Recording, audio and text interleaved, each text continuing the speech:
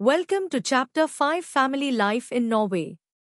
In this video, we will explore Norwegian families and parenting roles, children's rights and parental responsibilities, cohabitation, Norway's focus on equality, shared responsibilities, and creating a nurturing environment for children. So let's dive in. Family life in Norway. Marriage. Around 20,000 couples marry annually, both must be over 18 and marry voluntarily. Since 2009, same-sex couples have had the right to marry in Norway. The average age for first-time marriage is between 30 to 40 years for both men and women. Cohabitation. 30% of couples living together are cohabiting, while 70% are married. Cohabiting partners lack automatic legal and financial rights and often draft agreements for inheritance or asset division. Divorce. 40% of marriages are likely to end in divorce, with a one-year separation required beforehand. 75% of children live with both parents. After divorce, both parents share custody responsibilities. Children and households. Over 50,000 children are born annually. Women have an average of 1.4 children. A household in Norway typically consists of just over 2 people on average. Children's rights in Norway. Barneloven. Governs the rights of children and duties of parents for those under 18. Parental responsibilities.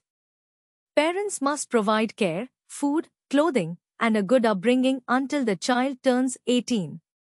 Violence in upbringing is prohibited. Education. Parents ensure participation in mandatory education tailored to the child's abilities and interests.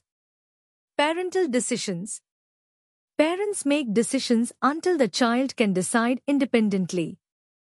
Children's opinions gain importance as they age. At 7 years, right to express opinions on personal matters. At 12 years, significant weight is given to their views.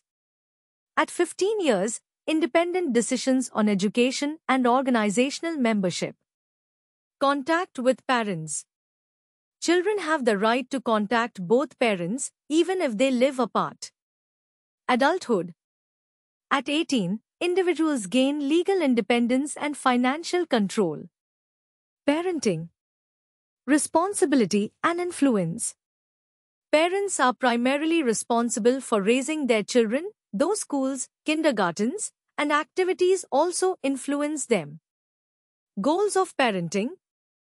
Teach children to participate in society, instill good values, and help them lead fulfilling lives. Parental involvement. Parents strive for close relationships with their children and collaborate with kindergartens and schools. Knowing their children's friends and their families is important to many parents. Changes in childhood perception. In the past, children were seen as small adults who often had to work. Today, childhood focuses on play and learning, with fewer demands placed on children. Challenges. Parenting can be difficult. Parents seek advice, discuss with others, or research to improve. Planning ahead helps handle challenging situations effectively. Living in two cultures. Cultural learning. People learn values, norms, and societal roles from their culture, parents, and community. Cultural types. I-cultures.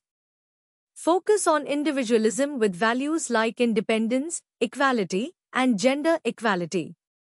We-cultures. Emphasize group importance with values like obedience, respect, and strong relationships. Challenges for children. Growing up in two cultures may involve balancing different rules at home and in society. There can be differing expectations regarding politeness, behavior, and social norms. Adapting. Children in dual cultures learn to navigate contrasting values and expectations, fostering adaptability. Child Welfare Services, Barnevernet. Parental responsibility. Parents are primarily responsible for the care and upbringing of their children. Support for families. Barnevernet assists families in difficult situations, both short-term and long-term. Every Norwegian municipality has a child welfare office.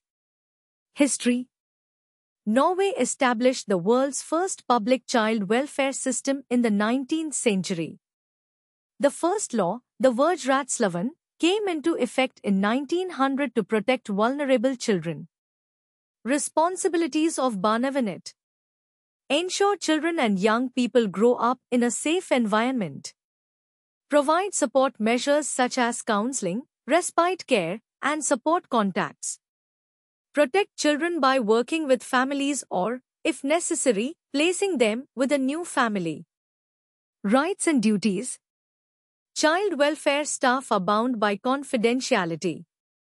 Anyone working with children must report suspected violence to Barnevernet. Anyone concerned about a child is encouraged to contact Barnevernet. Contact information. Local child welfare services are open during daytime in all municipalities. The emergency helpline for children and youth, 116 111, is available evenings, nights, and weekends. Thank you for watching. I hope this video has helped you prepare for the social studies test.